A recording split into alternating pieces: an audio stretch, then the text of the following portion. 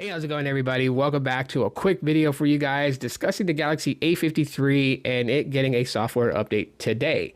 So first of all, the Galaxy A53 had already gotten One UI 8, but this would be like a security patch, bug level, bug fix type of thing.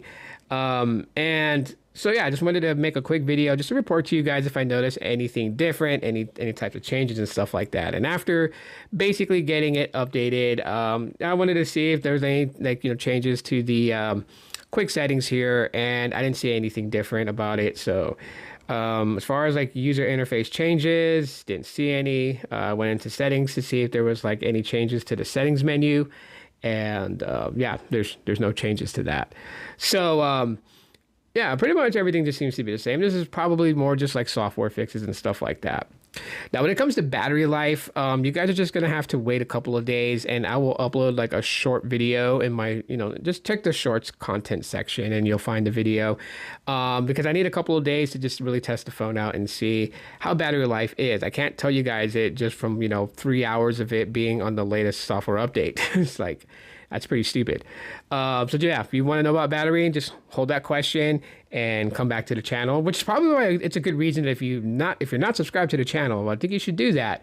And in that way, you can turn on notifications, and then when that video goes live, you'll know, and you'll be able to watch it and get the answers to your question. There was only one problem I've experienced with the Galaxy A53 on One UI 8. This wasn't in One UI 7, so this was something I noticed when it took the Android 16 update, and that's when you're scrolling, right? So like in apps like Threads, X, Facebook, when you're scrolling, it would freeze. And like at first I thought it was just freezing because maybe it needed time to like load up the rest of the feed so that way I can continue scrolling. But then I looked at the bottom two posts and the photos were in full resolution view. So that tells me that those posts are loaded. This was just like an anomaly that just froze. And it was funny because I didn't even touch the screen. And after about 10 seconds, the scrolling then continued without me touching it. Like I didn't go and try to make it scroll again. I just sat there and stared at it like, why is it frozen? And then boom, it just kicked on and started scrolling some more. And I was like, wow, that's a very weird thing. And it doesn't happen all the time. It's like a very rare case that it happens. So I didn't, it's not something that's replicated every time I'm scrolling.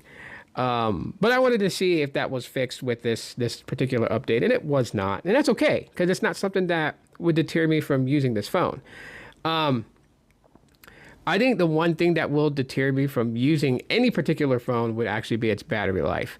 And to give phones a fair assessment of how it would work for me as far as, battery management and everything, I turn off the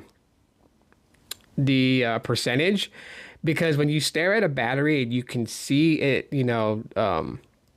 discharging, it creates battery anxiety. And if you've caught my short form content video about it, you know exactly what I mean. But just to clarify, seeing it degrade over time makes you think that, oh my God, I gotta go charge my phone, and you're like quick to like throw your phone on a charger because you're thinking about like, maybe the next hour or so I might leave the house, so I need 100% full battery. So you throw it on a charger, right? I've noticed that, I worry less about charging my phones with the percentage off.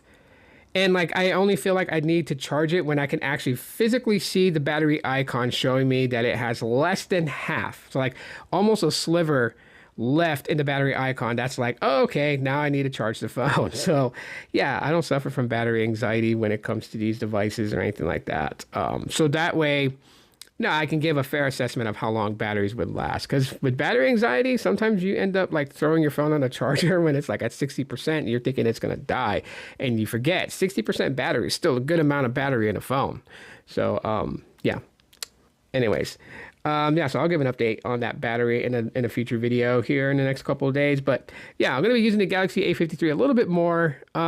If there's any anomalies or things that I find, they'll come in the form of a short form content video. So you'll be seeing those if there is. But the battery, definitely I'll make one on that. Any bug issues or anomalies I find, then I'll make those videos and I'll tie it to this. But for the most part, I feel like, that it's doing okay. It still behaves the same way as it did in the prior software, and it's still a mid-range device. Nothing's changed about that. So if there's any other questions, comments, concerns about the Galaxy A53 and the latest software update on One UI 8, drop them in the comment section of the video. Let me know. If you have a Galaxy A52, someone did ask me this on Threads. No, that's not going to get One UI 8, but there are custom ROMs that you can flash onto it to bring it to Android 16. So you might want to look into those as an option.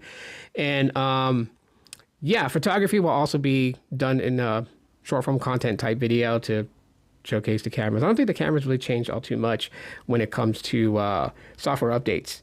But yeah, that's it for today's video on the Galaxy A53. Ask your questions. I'll get back to you guys on that. But until then, as always, Allah.